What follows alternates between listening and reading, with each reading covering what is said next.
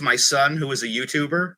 My Oh, 12-year-old really? son is like, is a No video game way. YouTuber. Yeah. Yo, give him a shout out. What's his YouTube? Yo, King Pug 12. King Punk 12. Nice. What does he do on YouTube? He mostly does game reviews, game content. Um, the kind of stuff you're seeing out of Gen Alpha, but he's trying to do it a little more Gen X. He's very, Oh, very yeah. vocal about. He's very vocal about the worst generation is Gen Alpha. Yo, you taught him well. You raised him right. He's an awesome little dude. He really is. Hell yeah. How old? 12. Oh wow, YouTuber at 12. I mean, that's a successful kid in the making. I know. He got his 100th follower. He's super excited about it. YouTube sent him a whole thing to congratulate him. Nice. So if everyone's watching right now, can you say the name one more time? Say the name of the channel one more time. Shout out to King Pug 12 Guys, King on Pug YouTube. 12, give him a follow. Give him a subscribe. Like and subscribe. Hit Hit that subscribe button. Smash that like button. Yeah. Now, the only problem is that, since you're on live with me, he's gonna get a bunch of, free Palestine in the comment section. He's gonna get, I don't know what to do with this. How sick would you need to be like, oh, I'm gonna put some free Palestine stuff on this 12-year-old kid's channel? Yeah. But they don't understand, that's good for the algorithm. They think they're trolling him, but he's just gonna... No, that helps him blow up. Yeah, Nice. That helps him blow up. That's how it works. Nice. Okay, so for the people tuning in now, can you say real quick, say your name, who you are, and a little bit about your situation. Give a little introduction for the people who don't know. Okay, cool. Well, hey everyone. I'm Zachariah Mailer, but I'm Z. I've been Z forever, so please, that's cool. And I live in Milwaukee, and right now what I'm doing is I'm in the middle of a case in which I'm being charged with a felony for having allegedly taken down a large mural of a swastika turning into a Jewish star and some text that implied that Jews had become the new Nazis. So that's what I'm in the middle of. I'm not the only one charged with it. My 74-year-old former pulpit rabbi father, who is unwell, is also being charged. They're taking the idea of vigilantism very seriously here in the city of Milwaukee, and that's kind of where we've been at. Yeah, it's such an interesting case because, I thought it was. I don't know why. I thought it was illegal to have a swastika. I thought it wasn't. Isn't it? Okay, so there's this gray area, right, where we have to start having a conversation about whether or not certain kinds of hate speech are still protected free speech. And that's kind of what I'm hoping this turns into, is that conversation, because I think intent matters. The individual who put this mural up, his name is Isan Atta. He's been doing this kind of crap since the 90s. He literally has done this twice before in the student union of the University of Wisconsin-Milwaukee. Both times led to a fist fight. So we have a precedent where this creates a violent atmosphere. He also is a convicted felon, right? He might have been convicted of dealing a little coke. No big deal, right? But he's got an open investigation from the FBI because he uses his social to encourage violence against, he codes it Zionist, right? He didn't do that in the 90s. We have video of him being it's the Yehoods, right? But now he can code it under Zionist. It's just it's not Jews, it's just Zionists. He's matured. He's matured. He's grown as a human being. Made progress, But literally, a week and a half ago, Homeland Security pulled him off of a plane and wouldn't let him get on an international flight because he had said, we all have to start being more like Luigi. Right, we got to find those Zionists, and we all have to be like Luigi. So Homeland pulled him off a plane and confiscated his phone. Yeah, right. And we have some video also of him beating the ever-loving shit out of a guy at the DNC. right? He was protesting at the DNC, and this kid was like, "No, you're full of crap." And then this guy Atta just starts wailing on him and knocking this guy around. It was brutal. Yeah, we're trying to find that kid right now so we can have some charges pressed in Chicago. Yeah, I mean, kid, I mean, step up to the I know. where you at, kid? Right? Like my dude. Beat the shit out of you. Right, my dude. You got a jihadist beat the shit out of you at the DNC. It's on video. He shared it on his own Facebook. Like, please come forward, my man. Wait, he shared the video of him beating up a kid on his own Facebook? Yeah. Okay. So here's the thing. You have to understand he cosplays as a jihadi, right? He's like wearing jihad chic clothing all the time, and he kind of is a bigger dude. Wait, Like he's jihad chic clothing, like a turban or what? No, he's shaved head, very in really good shape. And one of the things he does, I mean, he wears the keffiyeh all the time. Sparkly white, just like every real jihadi, totally clean and new, ordered off of Amazon. And then he wears like military style clothing in desert colors, you know what I mean, with like the Palestinian patch here, right? Like he's he's a soldier, even though what he is a slumlord. I know, right? So he cosplays like he's like some he's from the Al-Aqsa Brigade or some shit, or right. He's the Milwaukee Al-Aqsas. Yeah. Yeah. So he is protesting. He's a real aggressive protester, screaming and hollering. And this one kid, younger fella, I don't know, it's probably in his 20s, a little scrawny, kind of is like talking back to him, and Isan like gets all up on him, and this kid puts his hands up and it like gently cups Isan's man boobs. Which is his green light to just beat the shit out of that kid. Right? And he put it up on his Facebook because, it was self-defense. Once that kid touched him, it was just him doing a self-defense thing. Yeah, obviously. He's since taken it down, but through the magic of the internet, we still have that video. That's amazing. Yeah. That's amazing. Yeah, after the shoot, send it over to me. I'm gonna chop it up, and we're gonna upload that shit. Oh yeah, please. We're gonna upload that shit every day. You saw, you motherfucker. All day, every day. Yeah. Yeah. Wow, that's wild.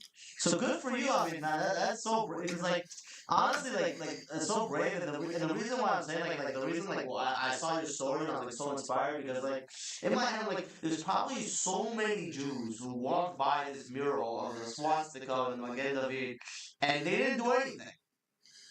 Oh, I mean, it wasn't up for very long. It had a really good 4-day run. Yeah. Thankfully.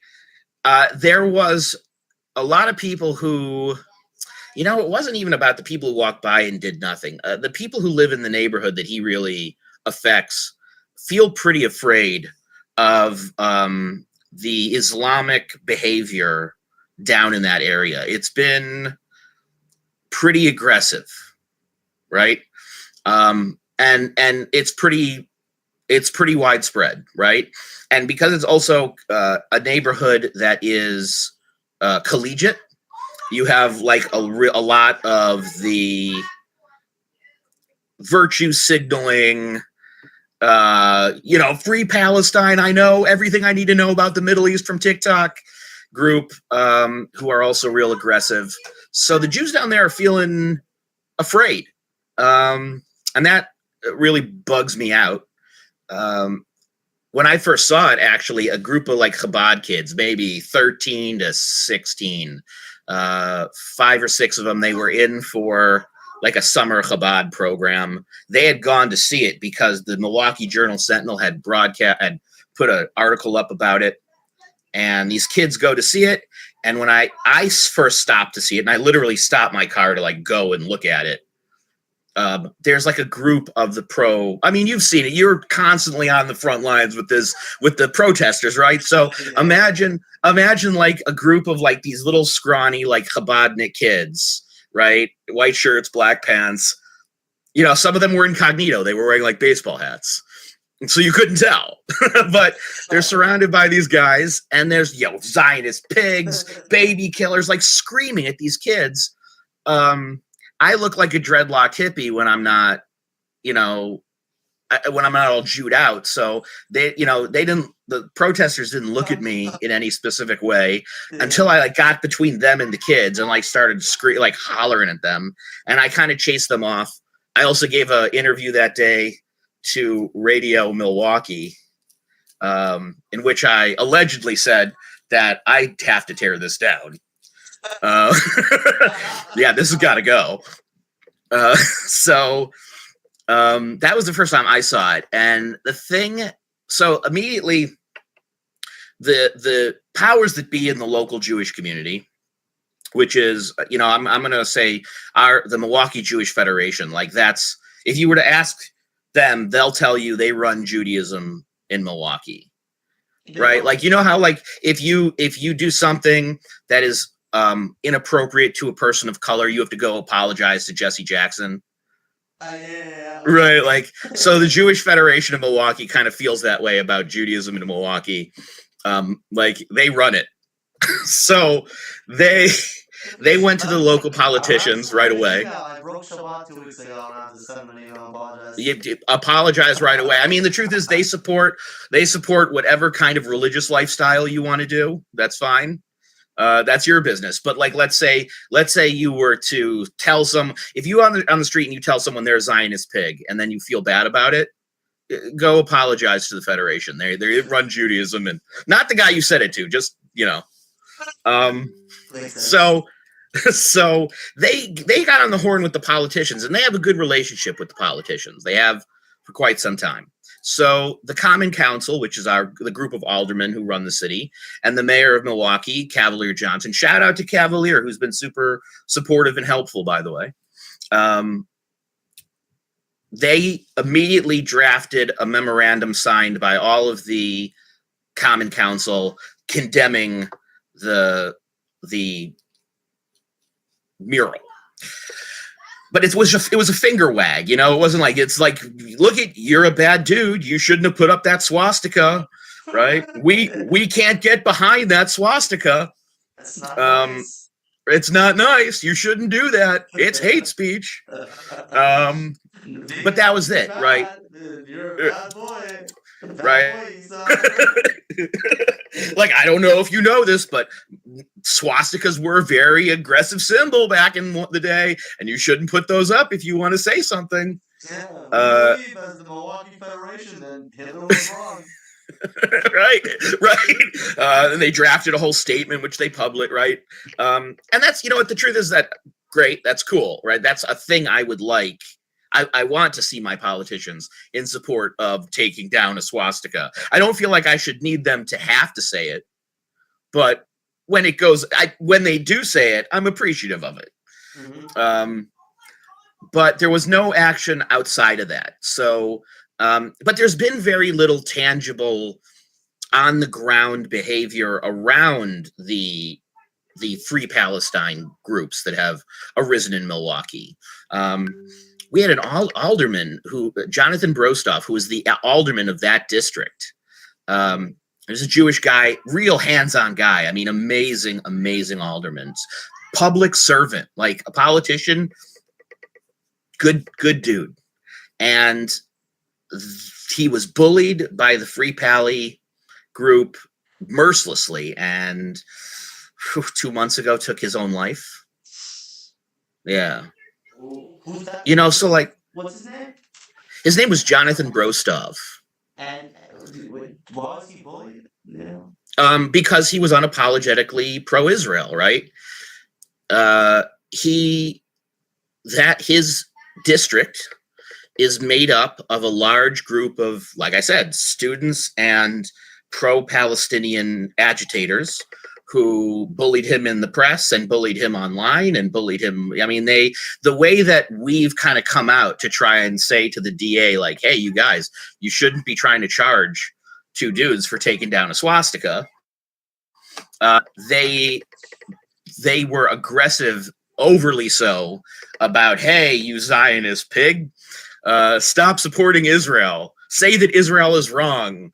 And they protested outside his house. And it was terrible stuff. And, and we had ended up losing him. And now, in that seat where we have a runoff, I believe the election is in 4 weeks. Our guy is David Bauman, who's a really also a Yid, good dude. David, you mensch. Shout out to the mensch. Smash that like and subscribe button. Vote mensch. And the other guy who's running is a guy named Nas Musa, who owns a local nightclub, and it is a well-known. You know how like everyone knew what Harvey Weinstein was doing, they just didn't talk about it. Yeah. Okay, everyone knows that Nas Musa deals cocaine. Like everyone in Milwaukee knows that the guy running for alderman who owns the nightclub deals cocaine and maybe also works in girls too. But we don't talk about it because celebrities go to his nightclub, so we don't want to rock the boat.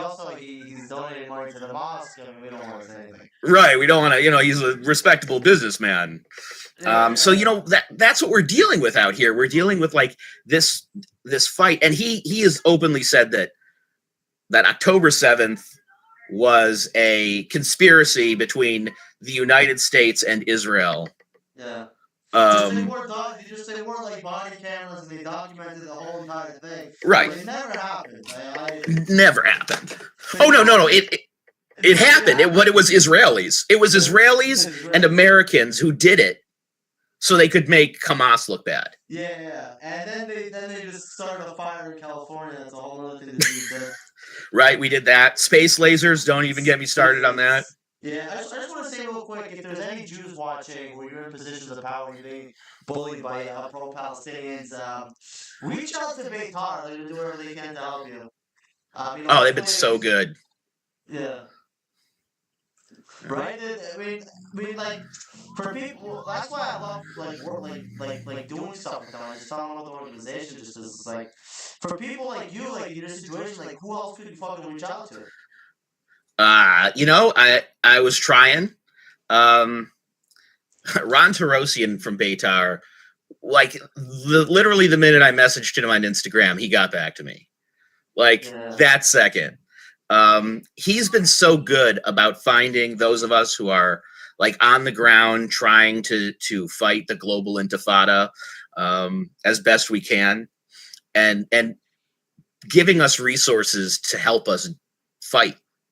He's been amazing. Like Beitar has been awesome about it. It's been cool. I've been really fortunate to be aligned with the organization. Yeah. I feel the same way. We got sidetracked a little bit. Okay, so okay. Let's go back. I can see I'm also very ADHD. I'm gonna jump around, but everything's gonna come out. Yeah. Okay. Cool. Just trying to entertain your audience, man. It's okay. They're used to me. They know how I operate. Okay. All right. So what else? Tell me. Take me back to where you want to go. Okay. So basically, we were talking about. So I cut you off when you were talking about the person who it was Jonathan Grossman who committed suicide because he was being harassed by pro-Palestinians. Brostoff. Jonathan Brostoff. Alderman. And then what I wanted to ask you is so you were telling me about actually I want to go even more back. Okay. You were talking on the radio show about the Nazi mural that the guy used to put up on his wall. You said someone's gonna have to take it down. What happened after that? After that, that was a Friday.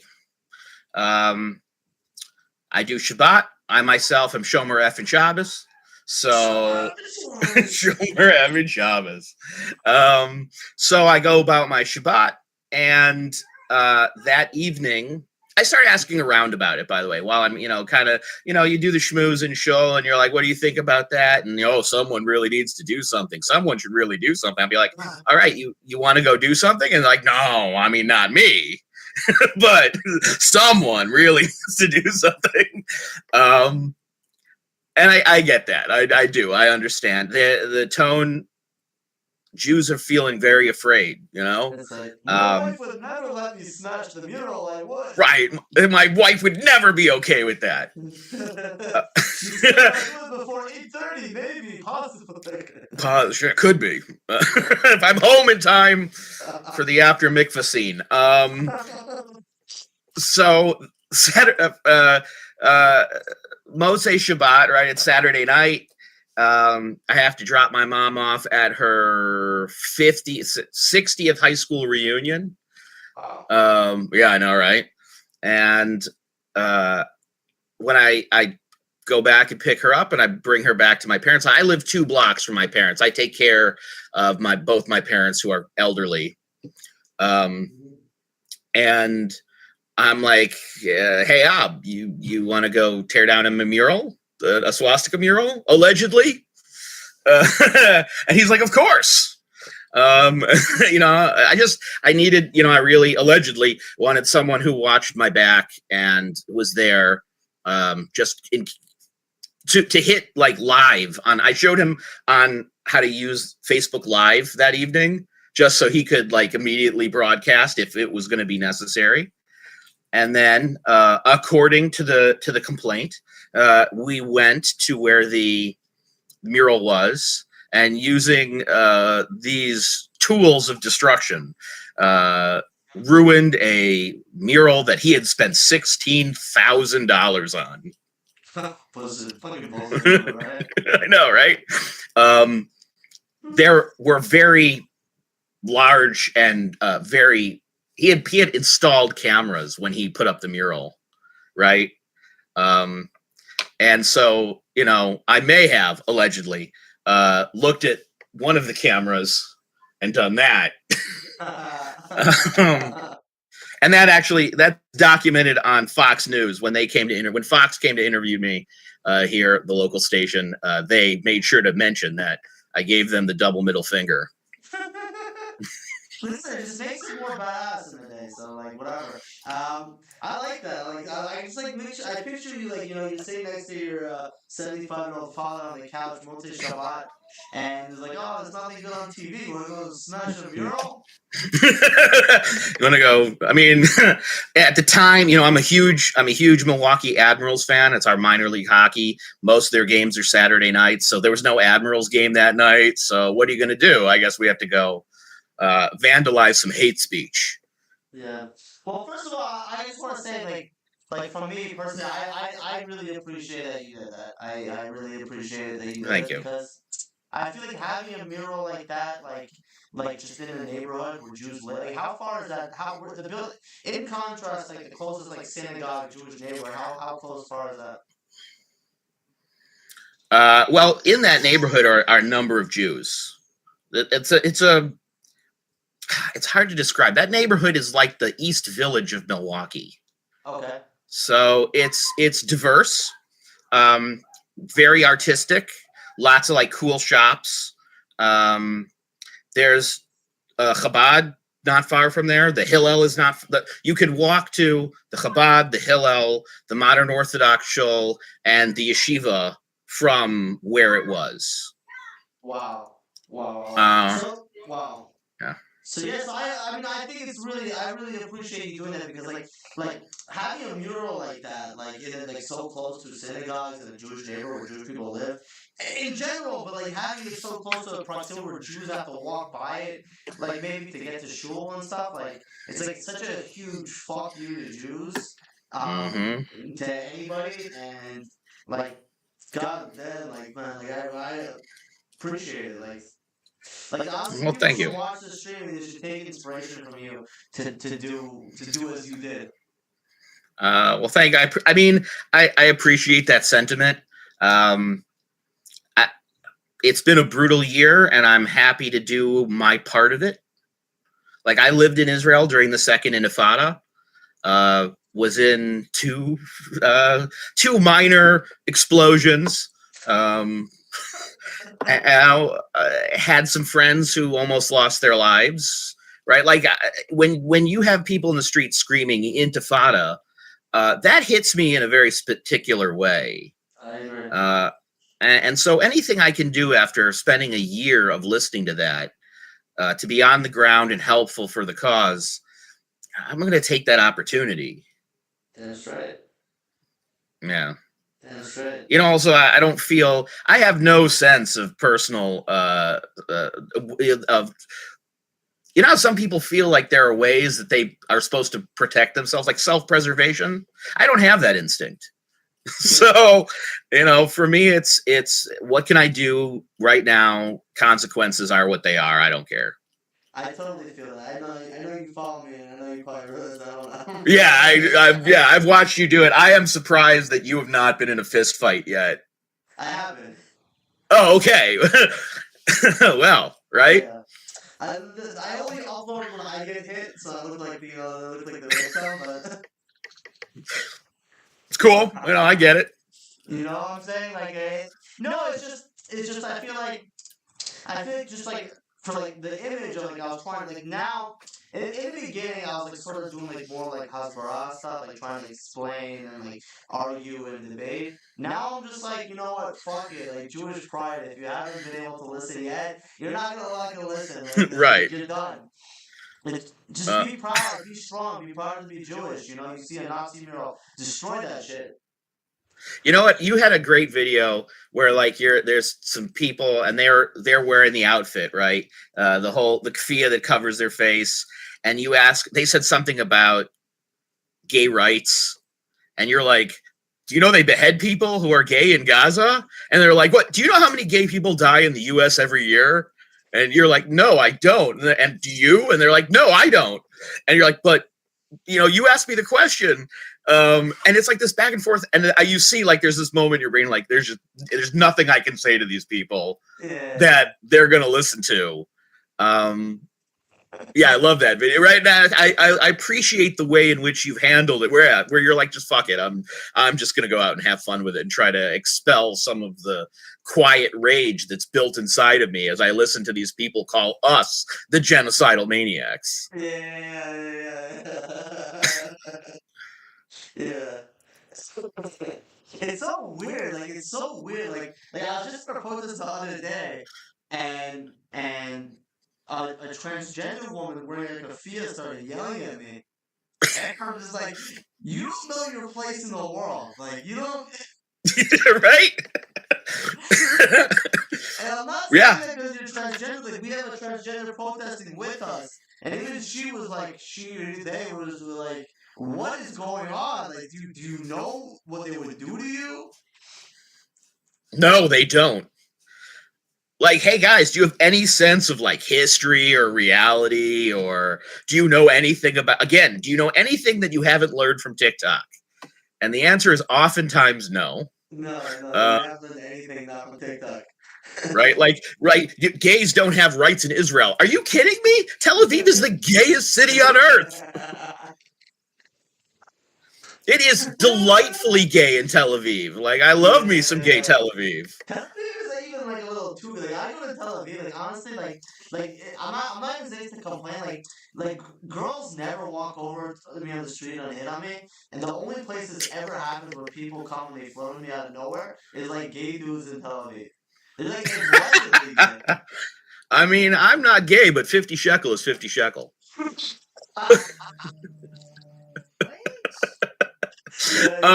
doesn't that stoke your ego a little bit? Like like a hot Israeli dude is like, oh, you man, you. Yeah, they're also like Israeli, so like they're like aggressive about it. You know what I mean? Like, hey, sweetie, you got a nice wiggle about you. It's like, oh, what say? Oh, come on. I'm like, wow. That's fantastic. The most masculine gay dude you'll ever fucking see. Right. Yeah, Yeah. but I love that, and so yeah, it's just insane. It is. It's like what going crazy feels like when you have these people who are telling you all these things that are just like patently untrue. Do you know that the IDF goes out and rapes Palestinian women systematically? What? Do you know that they kill babies in their cribs? What? Do you know that they have a weapon that can disintegrate bodies? And that's why we don't have an accurate count. Do you know they teach dogs to rape women? That was the Like they best one. that was the best one. That was the best one. The dog raped the grandbrother. The dog raped the grandmother. Yeah. Yeah. And by the way, I am Oh, the executive director of an organization that does animal wellness in Israel. okay. All we do is animal wellness and rescue and stuff in Israel. I can assure you there is no dog rape in Israel. I, as the executive director of Chai, there is no dog rape in Israel. They're only attracted to 85-year-old Palestinian women.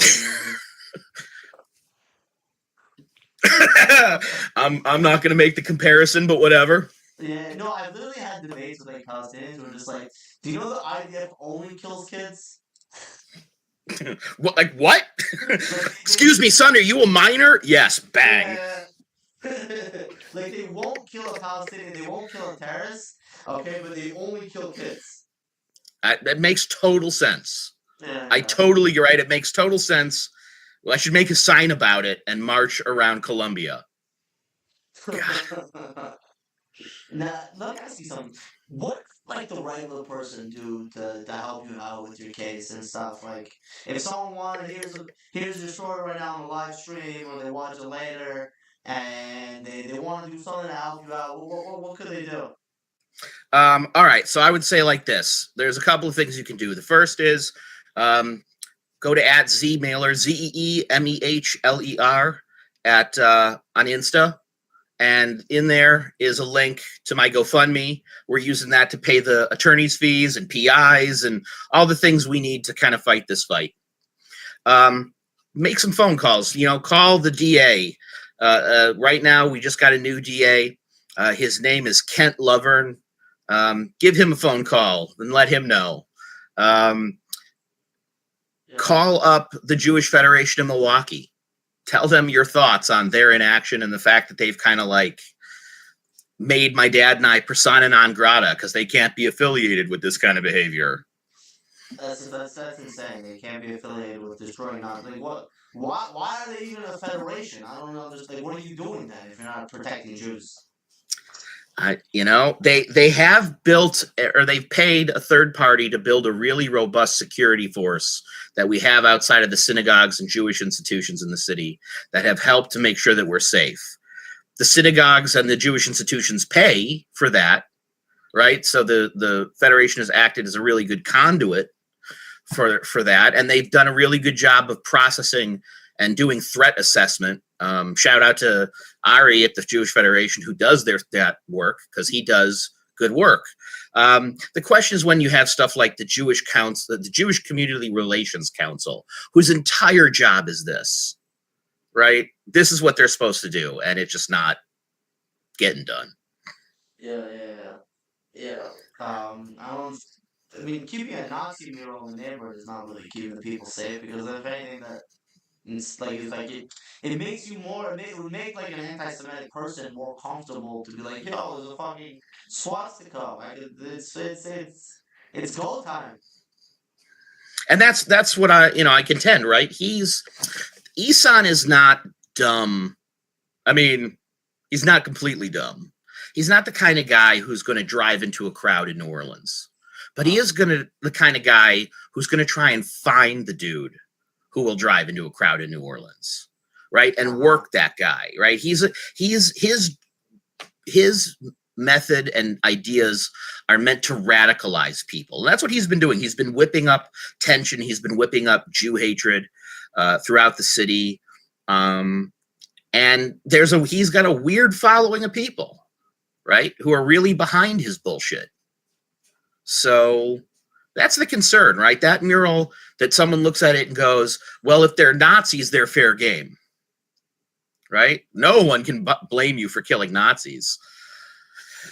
it's actually interesting because from my experiences, a lot of times anti-Semites sort of identify with the Nazi movement, but if we're Nazis, it's like I feel like he might be bothering some skinhead who's like, yo, I really like the Nazi movement, but why are they calling the Jews Nazis?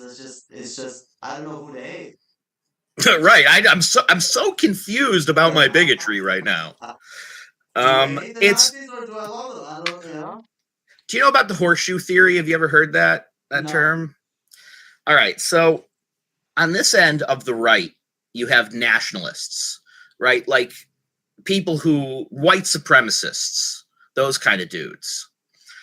And on the left, you have like the pro-Palestinian Antifa, totally chaotic anarchist sort of place. So you have nationalism on this side and socialism on this side, and eventually it gets so extreme in the bell curve, it meets in the middle at National Socialism, right? Which was Nazism, this idea that, right, tell the left right now that they're being fascists, that you can't go and have a conversation with someone because they're just going to scream at you, right? Israel is bad, right? And you're like, dude, can we talk, please? Can you not scream in my face? And they don't get that what they're doing is big, right? Like, do you guys know that Israel is like the only free place in the entire Middle East where women and gays and everyone from Jews to Muslims to Christians have rights? And they'll be like, no, it doesn't. It's a terrorist state. So tell them they're being fascist. They will not get it at all, right? And you have to believe like they believe. Mm-hmm. If you don't, you're morally wrong, mm-hmm. right? And that's crazy. Because, by the way, I'm not a right-wing guy. I tend to be pretty centrist and even left-leaning. I taught a little bit at Brandeis University, right? Wow. And when I was there, I felt like Tucker Carlson, right? Like my views were very moderate, but it didn't matter. There I was right-wing. And that's crazy to me, where like the left assigns a place on the chart to everyone who's not exactly like them or living in that echo chamber. Say what you will about, white supremacists, at least they're fun to drink with.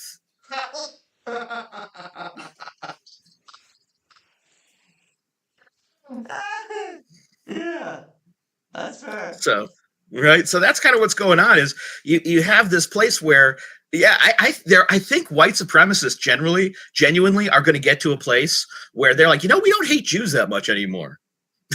we can't afford to hate Jews that much anymore. These people are totally ruining Jew hate for us. It's so funny. It's so funny you say that because I've actually met people in New York who sort of you talk to them they sort of they hate Jews, but they sort of like Israel because they also hate Muslims. It's like Schrodinger's bigot. Yeah.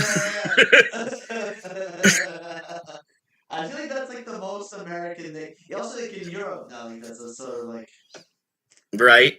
Can you imagine right now imagine being your average European. You're just a guy whose family has been from London forever, right?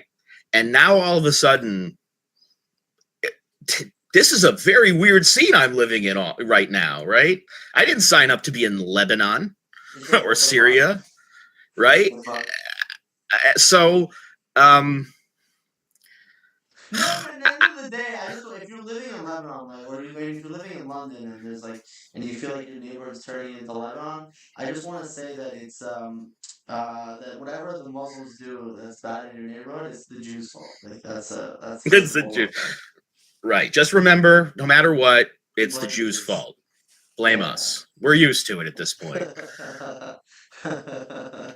If there's a terrorist attack on the subway, it's the Jews' fault. There's nothing you can do about it. Right. We orchestrated 9/11. It's our fault. Osama bin Laden said it in the letter. I saw the letter on TikTok. It's our fault. Exactly. You get it. You really get it. Yeah. I'm woke. I'm woke. I get it. Like, you're I'm woke with as it. fuck. Yeah, I'm Yeah. like fucking Gen Z. Like I don't know. I know who's to blame. Like I Yeah. don't. I Like, mean, yeah. And that's, I've been trying to like, tell me if you're doing the same thing. Like, you're trying to laugh about it, because if I'm you trying to don't, laugh about it. right, if you don't laugh about it, yeah, there's the quiet rage, and then there's the depression. Like, it was the B-Boss kid's birthday this week.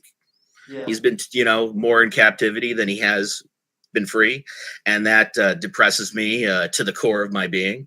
it's horrible. Um, It's horrible. yeah, It's yeah. horrible. It's so if you don't stop, like, try and find the humor in it, uh, oh, I just stay in bed all day.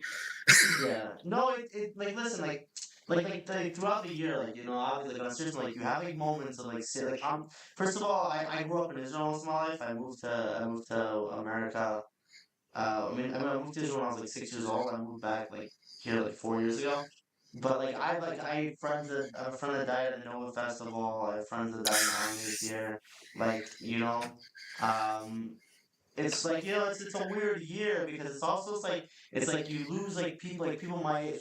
I know like there's four people my age that died, and it's like it hits you at just weird moments because it's like sort of like just like friends that you barely knew, but like you know that they died for like being heroes, and like you just like one day you're just like crying in the shower, the next day and you're just happy you knew them, the third day you're just at a rally telling someone in a kafia they're wearing a rape rag. It's just all at once. Right, right.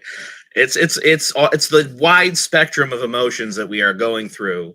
I think that's the thing that has offended me most about the protests, is that, um, you know, just trying to get through the emotional spectrum of the horror of what's been going on and what was done to us and our people.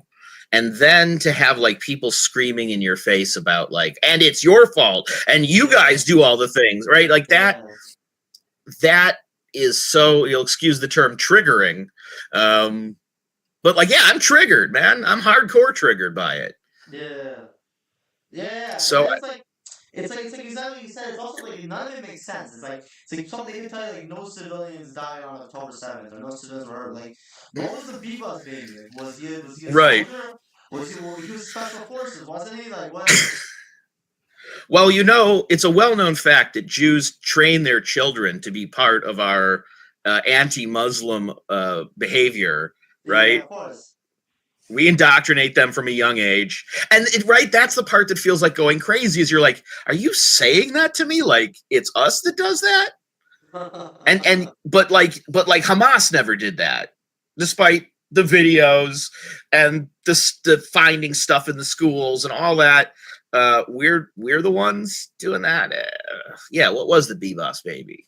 What Yeah, were it the people was. just trying to dance? What were the this older Druze gentleman, right? Who managed to escape? Like, what was he? He was not a civilian, No, not right? at all. Yeah, it's insane. It's insane. Yeah, and that's why it's like also that's why it's like the reason why what you did is so amazing is because you don't live in Israel. You know what I mean? Like people in Israel, like you feel like some sort of a bigger sense of like yeah, I have to do something. I'm being attacked, blah blah blah. But like I think Jews in America, like you have like sort of like an ability to tap out of it. You know?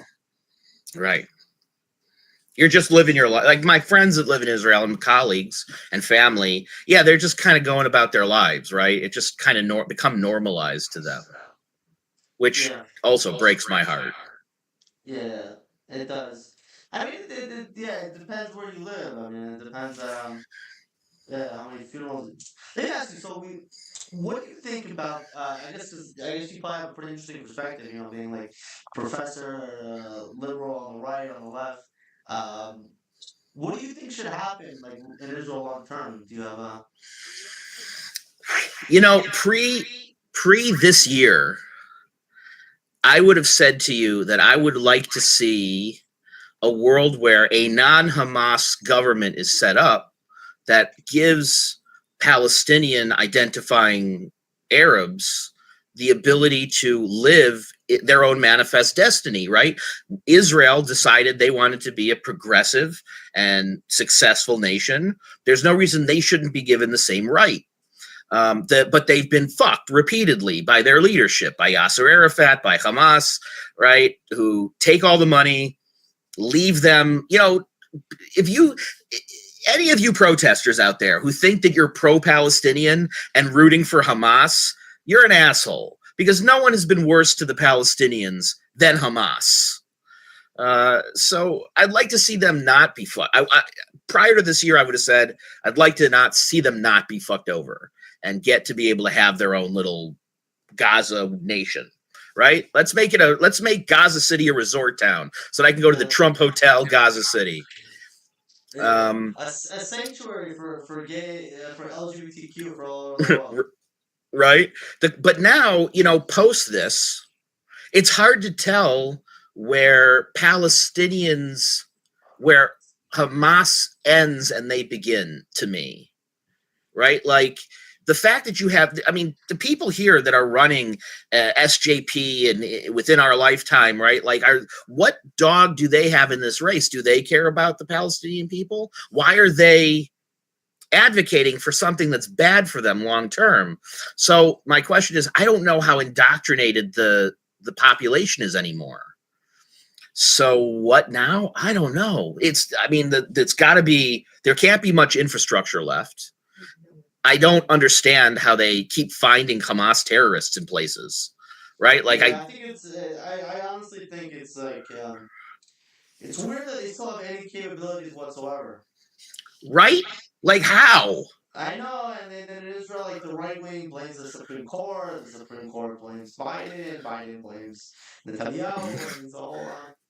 Great. In the meantime, our hostages have been there 400 and something days, and it would be great to have them back, and then we can assign blame wherever we want. You think Trump's gonna bring them home? I think Donald Trump poses a really interesting dilemma to the Middle East, in that Donald Trump gives no fucks, right? He's like no fucks. Like, he's like from the Middle East, right? Like, remember that thing with him and the Saudis? Like, the Saudis love him. He's good for business in the Middle East, right? If you're a Saudi, Donald Trump is good for business. If you're an Israeli, Donald Trump is good for business. So, maybe that's where it'll end. It'll end with, this is a valuable piece of real estate. Let's figure out how to make it work. Yeah. That's funny. I actually saw an interview with Jared Kushner, and he was just like, Jared Kushner was just like, what do you think about what's happening? What do you think about Gaza? Like, just like, it's such a beautiful land. I can't wait to build condos there. Like, yeah, right. Funny. It was like the most like out of touch like that, but it was like you could just see how he thinks. It's awesome. Like, and imagine a world where, like, the Palestinian civilians who are used to living as they've been living, like in just bombed out rubble, that every time they build it up, Hamas does something that gets it knocked down again. Getting to live in like a Kushner condo.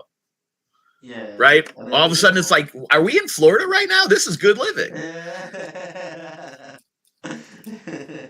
It's like, they have advertisements on the elevator. What is this? Right? And then there's like jobs. Like, everywhere you go, you can't go anywhere without someone offering you a job to do something, like be a waiter or a bartender or, a bellhop. But the truth is, the Palestinians have gotten so much money in aid throughout the last 70 years. I heard that the Palestinians have gotten more aid than the entire World War II, the entire Europe after World War II. Yeah, that's a very hard way to put it, because because of inflation and per capita numbers, and things were cheaper back then. But if you look at the amount of aid that Gaza's received, the fact that Palestinians retain refugee status, which allows them to receive certain benefits, like the Hadids are still claiming refugee status. Yeah. Explain to me that. Well, they are. Their home just got burned down in Malibu, so. So now they're Thank God they have refugee status. Hey, baby, the Hadids can finally use their refugee status. Yeah, they just can't catch a break. Right. Yeah, So it's crazy. so I mean they've gotten up, but where did that aid go? Right. So you had these three members of the Hamas leadership. We got one of them. You're gonna have to excuse me. It's the end of the day, so my brain is fuzzy. Of We course. got one of them in Iran, right? And then there are Yeah. the two that were expelled from Dohi Plaza in Qatar, and those were like Yeah. the three primary leaders, along with um, Yeah. what's his name in Israel, Sinwar. Thank you, babe. Yeah. Shout out Um, to the Four Seasons for kicking them out after like 7 months or 8 months. I mean, right? They were worth like a combined, I want to say $40 billion. I know. I think it was. I think they were worth around 5 or 4 each. Maybe like Okay. 20. I mean, You know what? That's only 20 million. But I'm sure. I'm sure it's more honestly because if I'm sure there's more money that is not picked up by. right. Also, terror tunnels aren't cheap. No, they're not cheap at all.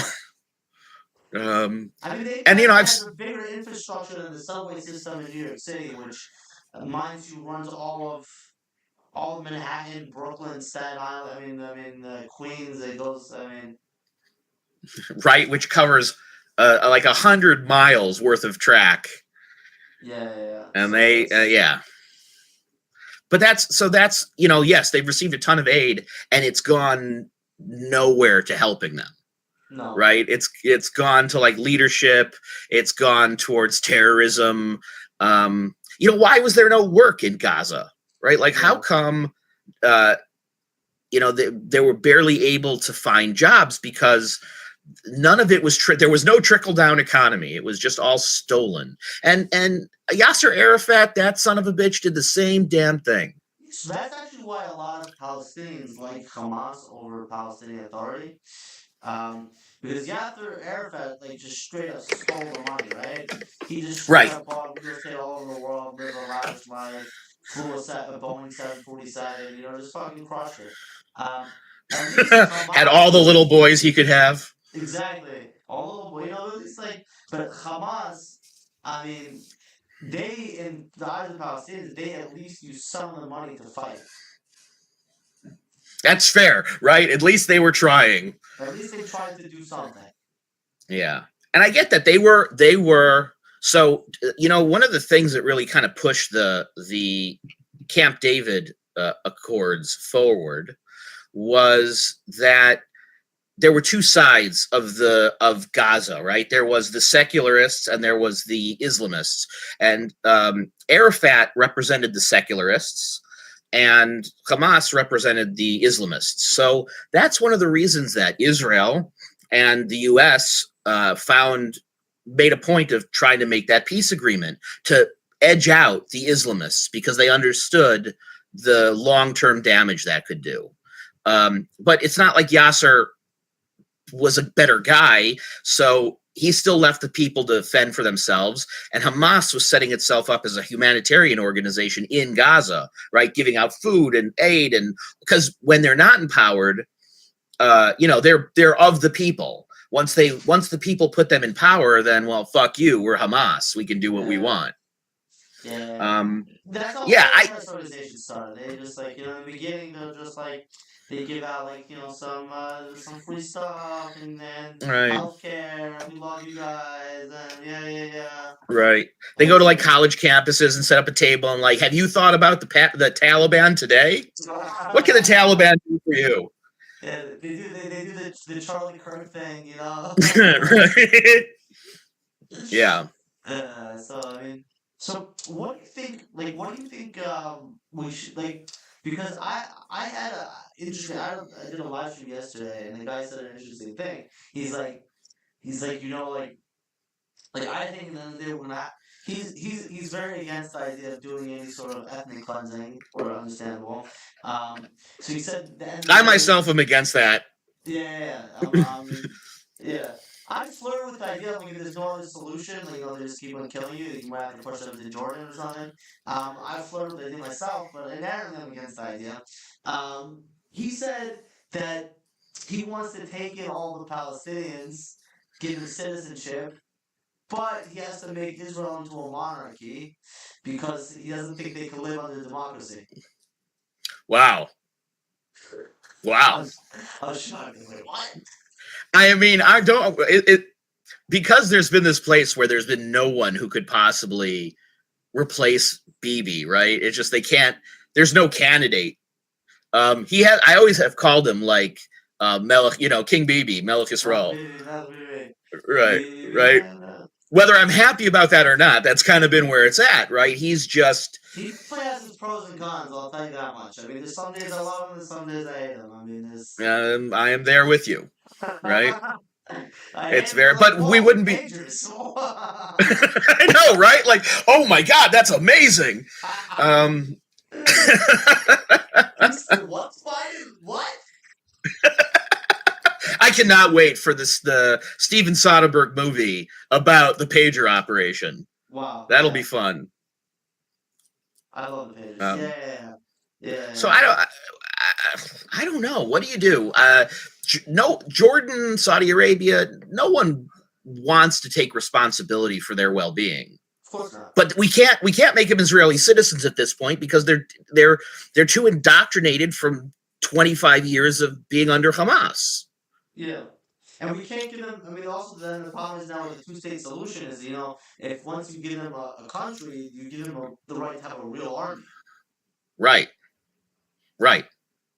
You give them the right to have a real army. You don't. It could be like Afghanistan, right, where we set something up. It exists for 5 minutes until another terrorist organization is like, "See ya."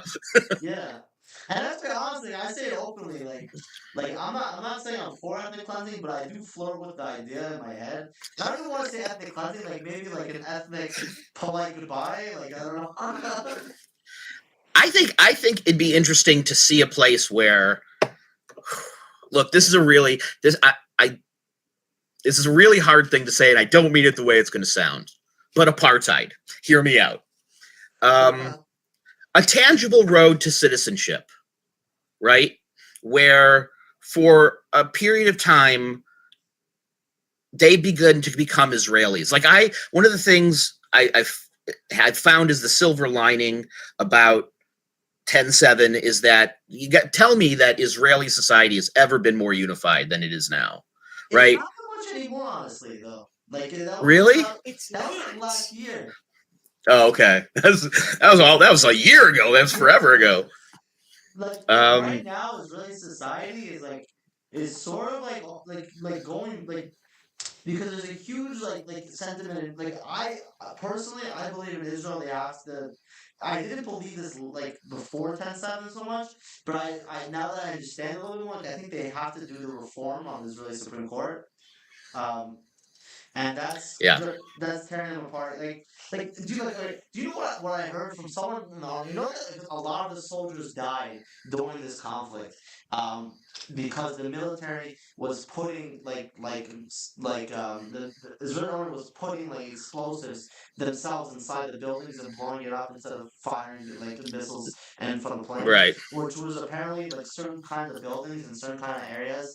The Supreme Court of Israel said that you can't fire rockets like from the planes, so the soldiers had to do it. And then so many times, the Hamas called with an RPG, and like 10, 20 soldiers died. I think it was 100 soldiers died during the war, and it was just because of the Supreme Court. One of the reasons they give so much humanitarian aid. So I'm just like, at the end of the day, like I don't think the Supreme Court has the best interest of the country. They're not elected, they choose each other. Right. And this is going to tear Israel up. I mean, there's a lot of stuff that... yeah, but forget the political side of it. Think about it in terms of, like, do you think Israeli Muslims and Israeli Arabs are not real thankful that they're Israeli Arabs as opposed to Palestinians? Yes, I think they're very thankful that Israeli Arabs are not Israeli Palestinians. But I think a lot of them still identify as Palestinians. That's okay. Look, if they want to have an ethnic identity around that, okay, right? Like, I would not begrudge them the ability to have an ethnic identity. So, like the same way that the Druze are the Druze, right? It's their ethnic identity. But but also it would be cool if you're dedicated to the concept of a state of Israel, where if you want a job, you could go get one, and you want to get educated, you could go get educated. And if you want to like dudes, by all means, bugger dudes. Yeah. Yeah. Uh, And when I say ethnic cleansing, I'm not talking about Israeli Arabs. I'm talking more about the Judeans in America. oh, but that's, but Jews will never. We will, right? They find two Jews on an island, and they built 3 synagogues. That is so Um, funny. right. That's just how we're gonna be. We're never gonna stop arguing about everything. That's just who we are. As it's part of being our ethnic identity. But the thing we all can agree on is, boy, it's great to live without having to worry about your life being taken away from you. Yeah, that's nice. Right? That's nice. And it's really nice to be able to live who you are without someone getting in your face and telling you that because of whatever reason you can't. Right? 100%. Right? We are into democracy. It's a socialist state almost. Yeah, it really is. But and it works in that way. It's gonna be like a college, like a liberal, like paradise, like socialism almost. Right. LGBTQ all over. I mean, you would think, right? Well, but then you have the Haredim. But then you have like a lot of really religious right people, right? It's such an amalgam of crazy that it's adorable. It's why I love being there, because it's just there's a little something for everyone. So this is actually my new solution to the whole conflict between the. Let's hear. This is my new solution. Okay. You grew up, obviously your father's a cool, right? You grew up with with Tanakh and stuff, right? I did. So like back in the day we had Israel, we had the Eretz Israel and like Malchut Yehuda, like the kingdom of Judah. Yeah. Okay.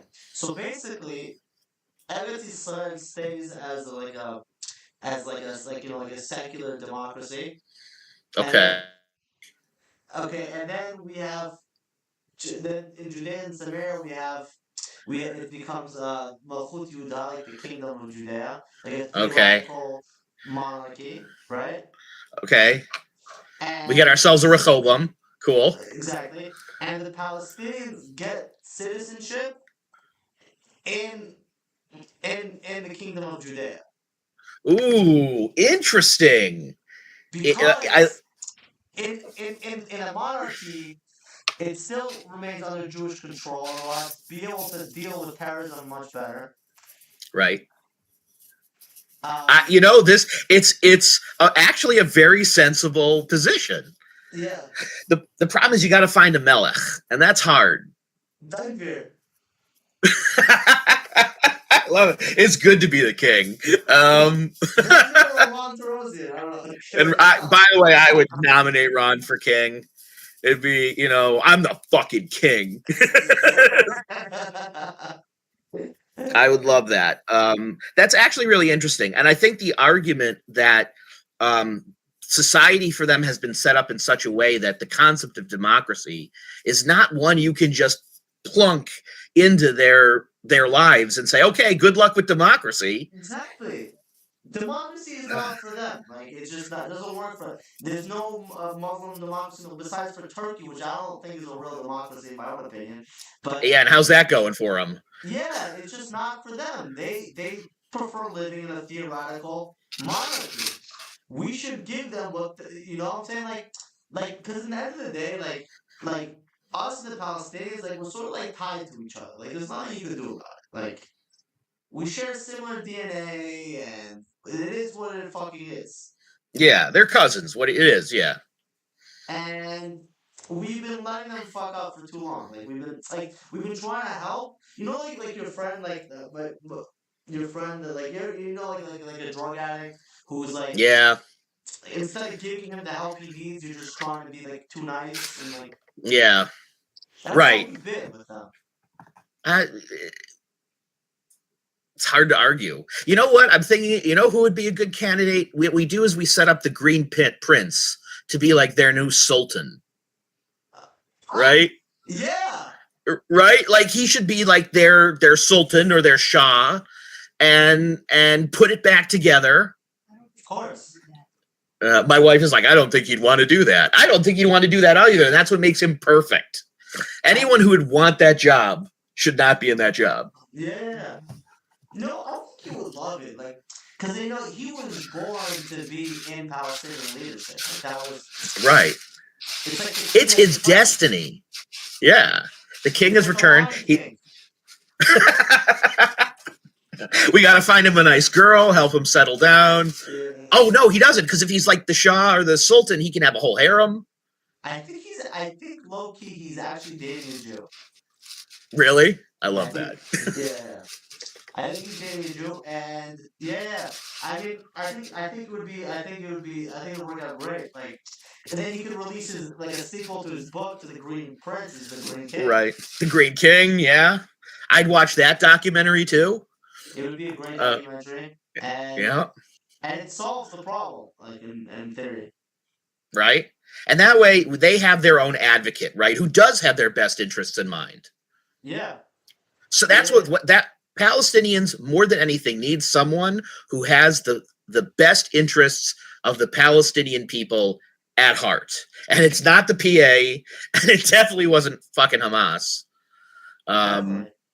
so it's finding that person is tough. Definitely. And like honestly, like with the way like growing up in Israel and the way that democracy in Israel is working, it's like one could make the argument that democracy, like I love democracy and I love freedom, but one could say that democracy is not for Jews that much either. No, but it's also because we're a big family, right? Yeah, So you can't like you can't have democracy inside of a family. You got to deal with your family dynamics, exactly. right? We have the super religious uncle in B'nai Brak, and the gay son in Tel Aviv, and Yeah, yeah. So but I think we've made it work as best we can of thus course, hundred far. percent, 100% we did. I mean, a hundred Um, percent we did. I'd But rather deal with their political problems right now than ours. yeah, in a way, yes. I mean, it's both. I mean, I feel like also our political problems reflect. I mean, in American political problems reflect Israeli political problems a lot. Like whatever happens Yeah. here is gonna happen there like 5, 10 years later. Yeah, it's true. It's always been the way, right? Yeah, It's like how Miami Vice was super popular there in the 90s. yeah, um, right? Like you're there and all of a sudden music from 10 years ago is super popular and you're like, what? Is it 1990 here again? Oh, it's the early 2000s in Israel. Uh, for sure. so, yeah, I think that's, yeah. I mean, let me ask you a question. Trump, you're a Trump supporter. I'm Yeah, I'm a Trump right. supporter. Yeah, cool. Why? What do Because you I think is voted gonna? about like 400 times. I mean, Yeah, right. What do you think is gonna happen? He gets into office, and then what? What do you think we're looking down the barrel of in the country? in what sense? I don't know. Like, what do you? We've this. I don't think we've ever been more divided. I don't think we can trust colleges, and the higher education system is not a thing we can inherently trust. The wealth disparity is greater than ever. Healthcare sucks. What we're doing with what are we doing with this rapidly aging generation of boomers who are just sucking Social Security dry? And right, and the fact that we do have a problem with immigrants coming over the border, and that there's no real road to citizenship that works, and the fact that each state, everything is more divided than it's ever been in the U.S., right? And we have a rapidly growing group of liberal fascists, which is bad, Mm-hmm. right? So So I the think question becomes you no. So go the ahead. question becomes, what happens, right? He takes office, and then what? Honestly, I think common sense is gonna win. It's gonna prevail on the end of the day. I I think hope so.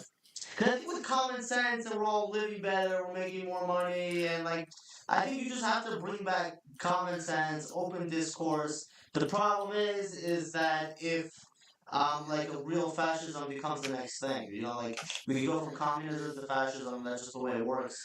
But I think we're gonna have some good years of good shit. You know, we're gonna have some years Right. of good prosperity right now, and who knows? It might swing in the other direction.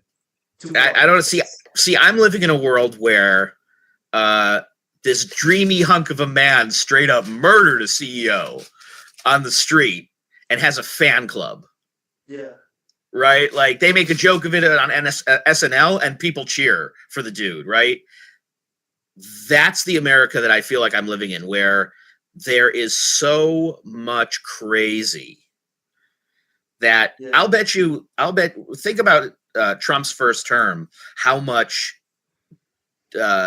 like rioting and how much protesting and like how heated the scene was back then. I think we're going to see that again, right? Not as much. He won much bigger this time. Like his support is big. I definitely see it around me. Like, his support is not. He has way more support than he had in 2016. Sure, but also the people who are against him have gotten more insane. Yeah. Right, his support in my opinion grew because you can't watch American kids burn American flags for a straight year without galvanizing people in this, who are not living in city centers, saying, I love this country and I'm not going to put up for that kind of behavior, and vote against it by voting for Trump. I don't, I think that's why so many more people were about him. Yeah. I also think this country hates women, just hates women. Yeah. And 2 against Trump. I feel like both of them, like both Hillary and Kamala, were terrible options. I feel like if there was like a Nikki Haley on the ballot, like it might have actually been a little different. One second, someone just commented on our video. He wrote, "I got arrested doing something similar in Colorado. Stay strong, Nikki." I'm Yisrael Chai, my dude. You're not alone. You're not alone. See? Wait, what's that, dude? What did you get arrested? You got arrested for tearing down something, or what? Like a swastika? Elaborate. Because the part of it is, he wrote like 3 minutes ago. I didn't realize, but are you still watching, dude? What did you do? Yeah, right. Give me look. One of the guys. Yeah, have you talked with Shanzer at all? Jacob Shanzer. Yeah, he's awesome.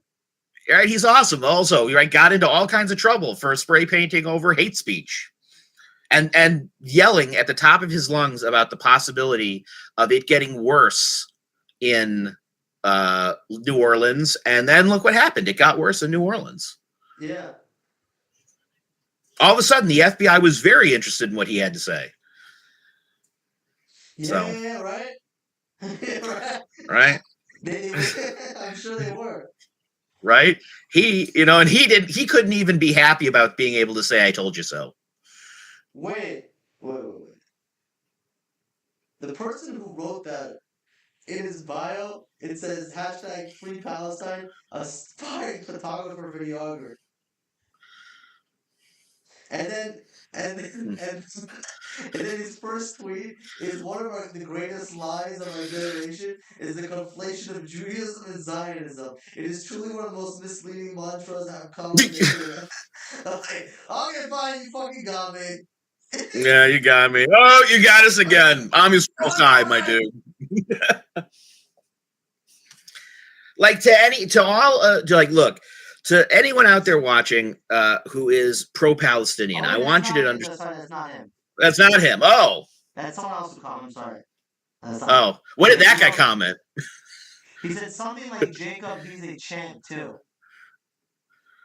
Something like, dude, you want to join the live? You can tell your story a little bit too. Hang out.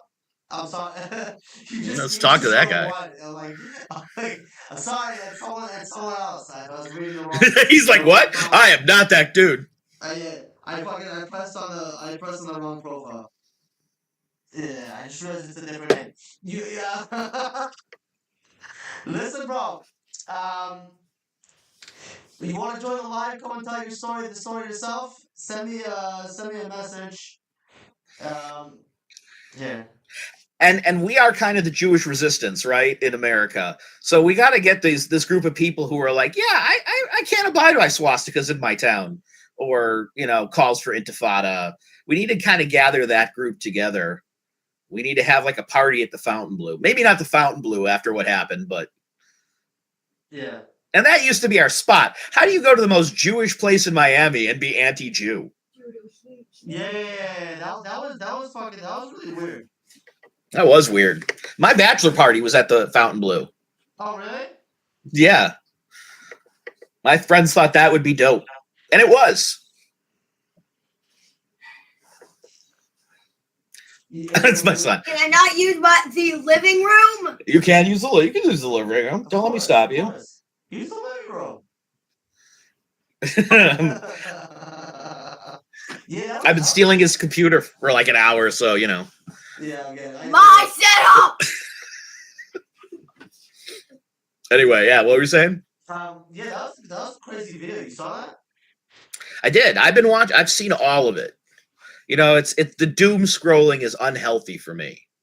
Yeah. Where it's at first thing in the morning, let's see what happened on Instagram today, and scroll through it. That's why I like your videos, because they bring me happiness and joy, even if they're also a thing that make me angry. Yeah. I try to bring it like a little bit of a comedic aspect. Yeah. To it, just to sort of like lighten the mood. I think you succeed at that, right? Because it is you you make it so that you're not like trying to like reason, because there's no reasoning anymore.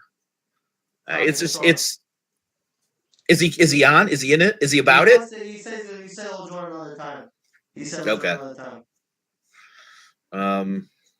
Look, my dude. I scared the shit out of him with telling. Yeah. I'm new to like streaming on X, so he is in like the chat box of the live, okay? But someone commented, the first comment on the live stream, like on Twitter, as a tweet, was someone saying something anti-Semitic. But I didn't even read the tweet. I just checked the profile, okay? Uh-huh. And then I was like, what the fuck? So. Right, that would have been you got us. That would have been weird. Like, let's go Ahdi, pro-Palestinian, right? Yeah, down with Zionists. Because I was like, oh shit. No, because there are a lot of these like I talk to these people all the time. Yeah. And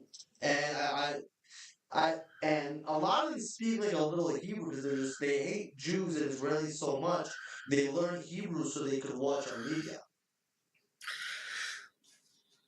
Totally reasonable thing to do, by the way. Learn a foreign language so you can hate on its people. That's how you know you're normal, bro. Yeah.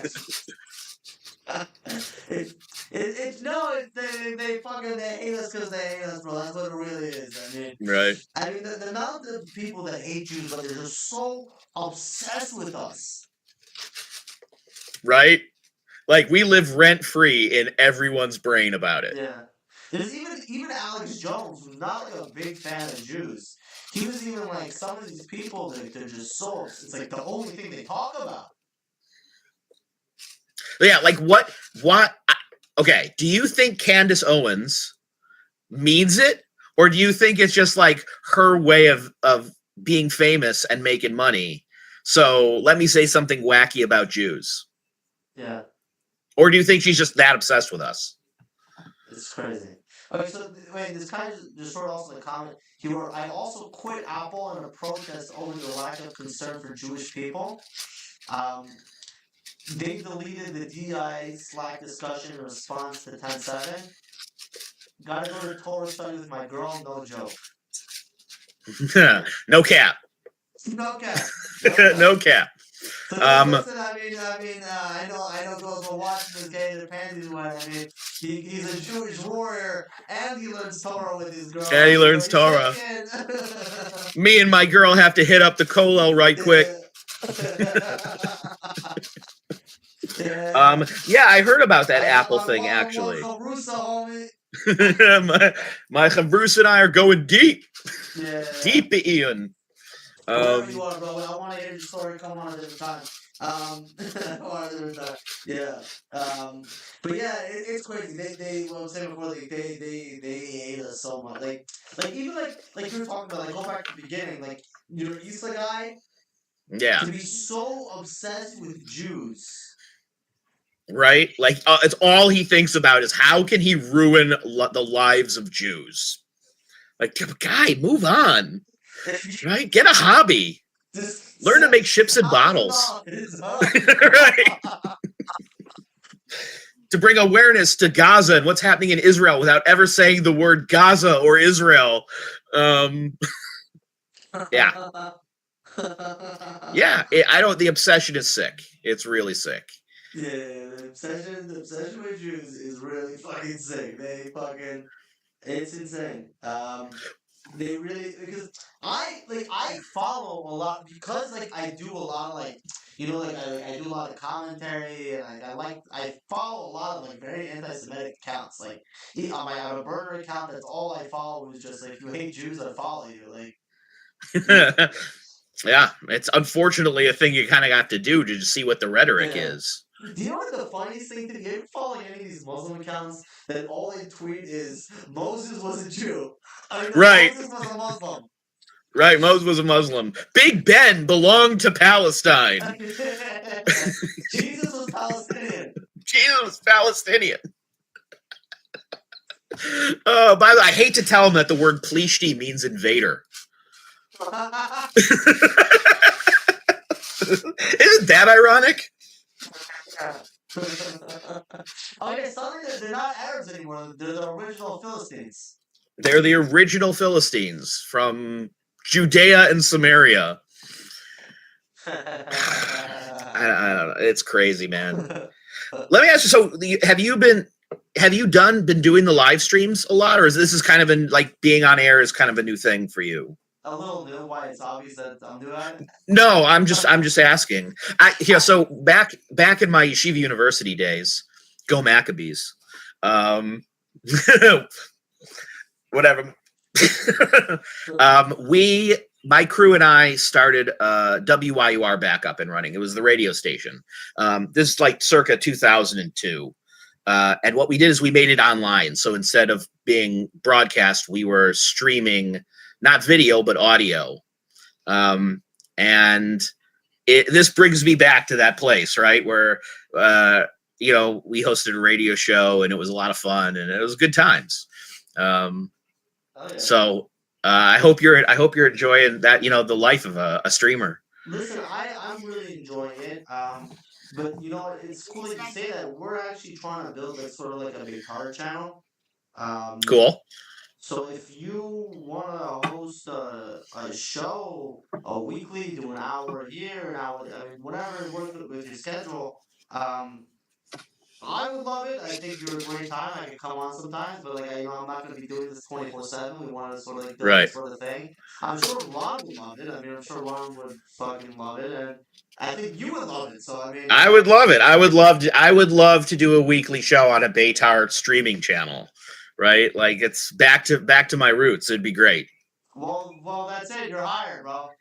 And by the way, I have like today. We know what my accomplishment was today. I made an alliance with a group that does advocacy for indigenous and native peoples, where they've been very in support of us. There's a group here in Milwaukee who's doing it, and they're like, "How dare you call Jews colonizers?" Right? They're taking we are their heroes. We took the land back. We took it back. Right? Yeah. We took it back, and that's all that the Cherokee and the Ojibwe and would like to do. Is get their land back. Yeah, so exactly. So I spoke with an influencer who is a Jewish indigenous, right? She has a parent of each on each side, which makes her one of the most downtrodden people on earth, by the way. Wow. But I'd love to do a thing where I get these people on and for them to talk about it, because I think that some of these groups that are representative, Queers for Palestine, right? You need people who speak to that that demographics on air talking about it. You need people talking to the indigenous communities, to the people of color, to all these different kind of demographics that have come out in support because they think that Israel's an aggressor. So I would love to bring that to the reality. That's awesome. That's awesome. Yeah, I mean, definitely. You could definitely. We'll. I guess. I mean, I have your number. We'll talk a little bit in private, and I'll talk to Ron. We'll get you on air. We'll have to hook you up with the software. You could figure out. Either we could try to get you guests. Try to get guests on your own, or you could just go off. Like you could just turn it on and go off. I mean, Right. also I think it'd be great. Also, like just like this guy over here who turned up was now learning Torah with his girl. I feel like you could also be, because you right now are facing legal trouble to your situation. You could really, because like and one of the things we're trying to do in Beitar is bring in those people. You know what I mean? Right. We're trying to bring in those people. We want to help those people. We want to help those people. We also want to inspire more people to do things like you did, which is. It's like we want you to get in trouble. We also want to help you. Right. We would like you to stand up and be proud of who you are and be unapologetically Jewish and Zionist and pro state of Israel, and to not put up with the bullshit that people are slinging at us. Would be great. 100%. 100%. You know, we're trying to be like, we don't want to be the next. We don't want to be back in the. We don't want Jews who walk into the gas chambers. We want. Yeah, Jews I cannot walk onto the cattle car. Not me. Yeah. I'll take one in the back of the head, but I no. We want Jews to be like, I'm not going in there in my secrets. I'm allergic to showers. I'm allergic. Zyklon B never sits well in my sinuses. But I would gladly come out and shoot the shit with you any day of the week. That's awesome, man. That's awesome. Yeah. So for sure, we'll be in touch. You're part of the Beitar family. I'm sort of running digital operations now. Cool. Good for you. You've been killing it. Thank you, man. Thank you. I appreciate it.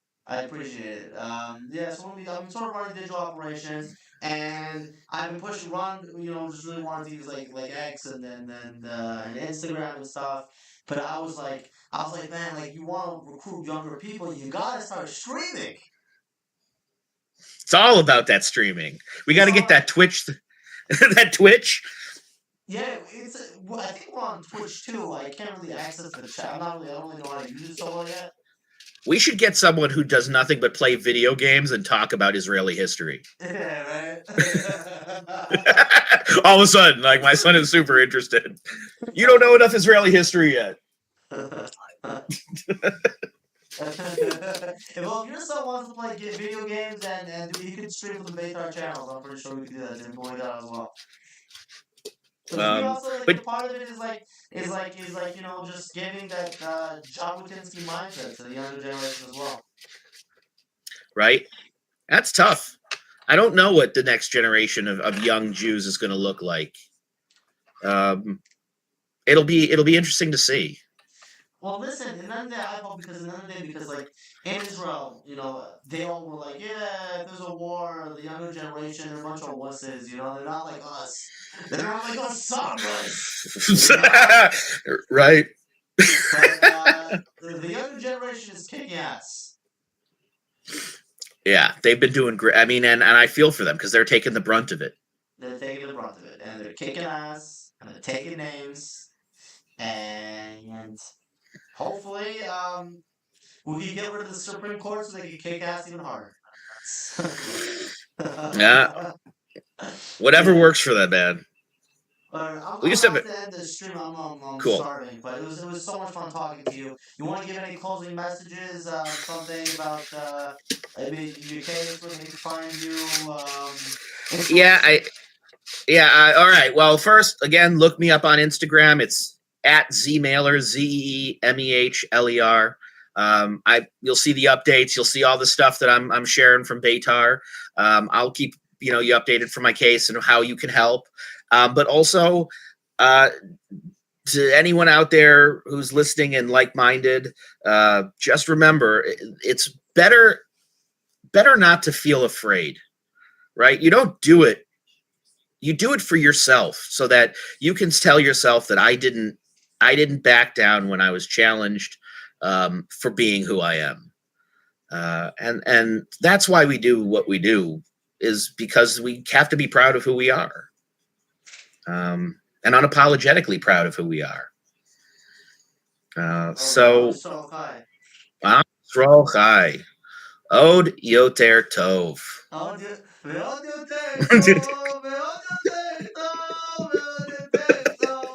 Okay, guys, thank you all for watching. You're gonna see Z. He's gonna be streaming on Beitar. You can hopefully see a lot more of him.